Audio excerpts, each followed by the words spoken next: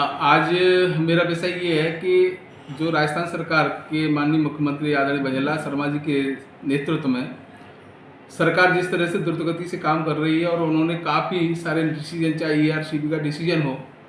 चाहे चिकित्सा से संबंधित हो या बिजली विभाग से संबंधित हो, इतने द्रुत गति से उन्होंने डिसीजन लिए हैं जनता के हित में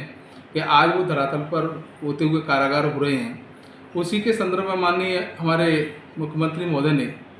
जो डाक विकास की ग्राम पंचायतें हैं उनके उत्कर्ष विकास के लिए कुछ प्रस्ताव मांगे गए थे। उन प्रस्तावों में यहाँ पर जो धौलपुर ज़िले में, विशेषकर धौलपुर ज़िले की जो डाक विकास विभाग के अधीन जो ग्राम पंचायतें आती हैं, उन ग्राम पंचायतों में कुछ प्रस्ताव मांगे गए हैं, ऐसा मुझे मालूम हुआ है।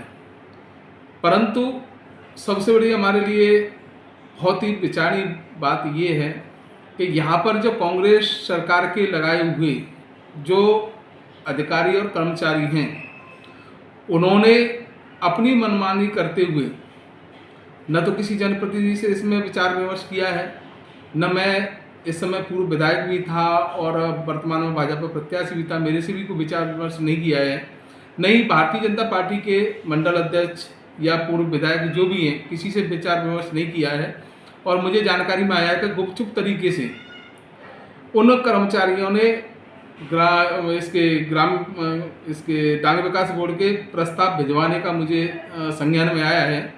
ये बहुत ही अनुचित है कि किसी भी ग्राम पंचायत का विकास इस आधार पर निर्धारित होता है कि उसके जितने भी जनप्रतिनिधि हैं उनसे चर्चा की जाए और चर्चा करते हुए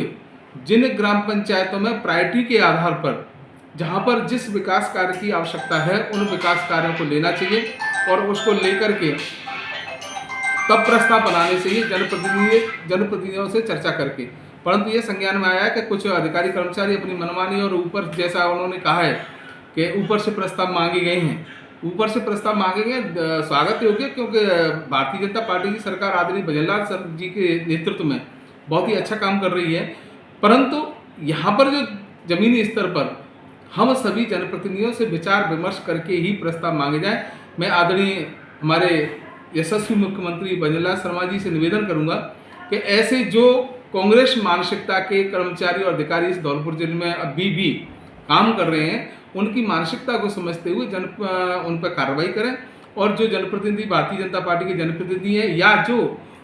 विकास के प्रति प्रतिबद्ध किसी भी पार्टी का जनप्रतिनिधि, उससे विचार विमर्श करके ही प्रस्ताव मांगे जाए और ये गुपचुप तरीके से भेजे गए ये जो प्रस्ताव हैं इनको न माना जाए। अब तो पूरा प्रस्ताव हम लोगों से विचार विमर्श के ही मांगे जाए, उन्हीं पर ये काम किया जाए। देखो, निश्चित रूप से जिस तरह से गर्मी का सीजन ये गया है और इस गर्मी के सीजन में आदरणीय भजनलाल शर्मा जी के नेतृत्व में पानी की व्यवस्था, बिजली की व्यवस्था जिस तरह से जनहित को देखते हुए की गई हैं, बरसात के समय में भी निश्चित रूप से हमारी सरकार काम करेगी और काम करते हुए जो भी,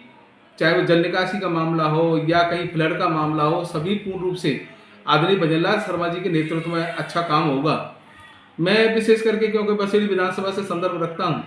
यहाँ की जो नगर पालिका में जो बैठे हुए कर्मचारी हैं वो किसी काम की गंभीरता को नहीं समझते हैं। जिस तरह से, जिस मानसिकता से आदरणीय भजनलाल सरकार काम कर रही है, जनहित को देखते हुए काम कर रही है, उसके आदेशों की ऐसा मुझे प्रतीत होता है कि विशेष करके नगर पालिका बसेड़ी में उस आदेश की धज्जियां उड़ाते हुए मुझे प्रतीत होता है। इसकी वानगी ये है कि अभी 2 दिन पहले मैंने अखबारों में पढ़ा और किसी न्यूज़ चैनल पर भी मैंने देखा कि आदरणीय जो नगर परिषद अधिशासी जो अधिकारी है उसके नेतृत्व में सफाई अभियान चलाया गया। मैं ये जानना चाहता हूँ कि क्या सफाई अभियान सिर्फ जो शमशान घाट है उसी तक सीमित है? आज मैं जिस तरह से, कल मैंने कई गांवों में गया था नगर पालिका के क्षेत्रों में और विशेष करके बसेड़ी कस्बे में मैंने देखा है कि दोनों साइड में जो नाले बने हुए हैं बसेड़ी कस्बे में, उनकी सफाई व्यवस्था का कोई उन्होंने ध्यान नहीं रखा है। सिर्फ यहाँ जो कांग्रेसी मानसिकता के लोग और कर्मचारी बैठे हुए हैं या जो चेयरमैन है, वर्तमान चेयरमैन जिसको अधिकार नहीं है वहाँ बैठने का, क्योंकि वो चेयरमैन नहीं है, चेयरमैन उसकी पत्नी है, परंतु उन सभी आदेशों को देखते हुए उन्होंने सिर्फ कल बड़ा ही एक अखबार में न्यूज़ दी कि आदरणीय जो उसके अधिकारी हैं, अधिशासी अधिकारी हैं, उन्होंने सफाई अभियान चलाया। सफाई अभियान सिर्फ उसके शमशान घाट तक सीमित था। मैं ये कहना चाहता हूँ कि ये आदरणीय भजनलाल जी की सरकार है जो जनहित के कामों को करने में अपना विश्वास रखती है और द्रुतगति से उन कार्यों को करने के लिए प्रतिबद्ध है। किस तरह से हम जनता के बीच में जाकर के किस तरह से उनके हित को हम साध सकते हैं, उनके हित में काम कर सकते हैं, इसको लेकर के काम करने वाली है। परंतु यहाँ के जो बैठे हुए जो ईओ है, उस ईओ को यही नहीं पता है कि बरसात आने वाली है, बसेड़ी के नालों की सफाई व्यवस्था क्या है। आज तक उन नालों की व्यवस्था नहीं हो पा रही है। उनका प्लानिंग क्या है किसी को नहीं पता। सिर्फ अखबारों में वाहवाही लूटने के लिए उन्होंने सिर्फ एक शमशान घाट का दे दिया कि शमशान सफाई अभियान का हुआ शुभारंभ। दूसरा विषय ये था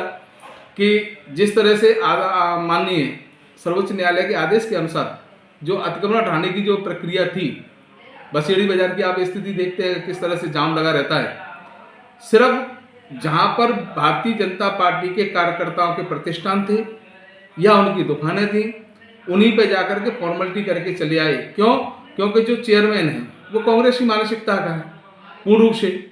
और ईओ उसके हाथ की कठपुतली बना हुआ है। तो मेरा तो ये है कि जो शासकीय अधिकारी होता है वो किसी कांग्रेस या बीजेपी का नहीं होता, वो सरकार का होता है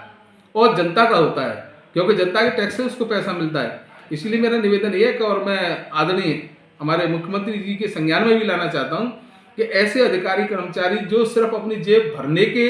काम में ही लगे हुए हैं, या ऐसे जनप्रतिनिधि जो अपनी जेब भरने के कामों में पदों पर बैठे हुए जेब भर रहे हैं, उन सभी पर कार्रवाई की जाए और आगामी भविष्य को देखते हुए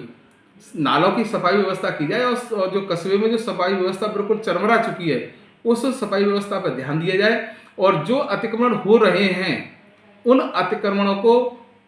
निश्चित रूप से हटना चाहिए, जिससे जनता को काम मिले। और आगामी बरसात के मौसम को देखते हुए सफाई व्यवस्था पर बसेड़ी, विशेष करके बसेड़ी नगर पालिका में ध्यान देना चाहिए।